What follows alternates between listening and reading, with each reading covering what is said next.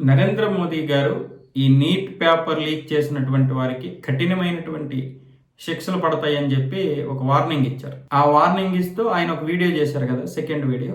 ఆ వీడియోను ఫేస్బుక్ ఏమొచ్చేసి తొలగించింది కొన్ని క్షణాల పాటు. తర్వాత మళ్ళీ పునరుద్ధరించి ఆ పోస్ట్ని మళ్ళీ పోస్ట్ చేసింది.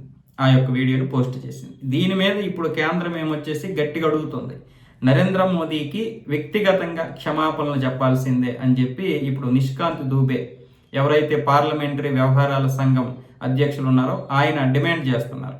అలాగే ఇప్పుడు ఫేస్బుక్, ఇన్స్టా, యూట్యూబ్ వీళ్ళందరికీ కూడా సమన్లు జారీ చేశారు.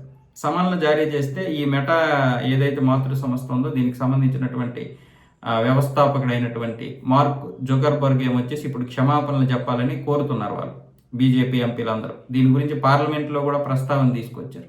ఇంకా మార్క్ బర్గ్ ఇంకా ఎవరు స్పందించలేదు. కాకపోతే ఆ సంస్థలకు చెందినటువంటి ఈ ఇండియాలో ఉన్నటువంటి వారందరూ కూడా హాజరయ్యారు. సీఈఓలు అందరూ హాజరవ్వడం జరిగింది. ఈ యొక్క నేపథ్యంలో కేంద్ర హోము, ఐటీ శాఖల ప్రతినిధులతో పాటు Snapchat, Google, X, meta, YouTube ప్రతినిధులు పాల్గొన్నారు. ఈ ఘటనకు సాంకేతిక లోపమే కారణమని, ప్రధాని పోస్టును పొరపాటున తొలగించామని వాళ్ళు చెప్తున్నారు.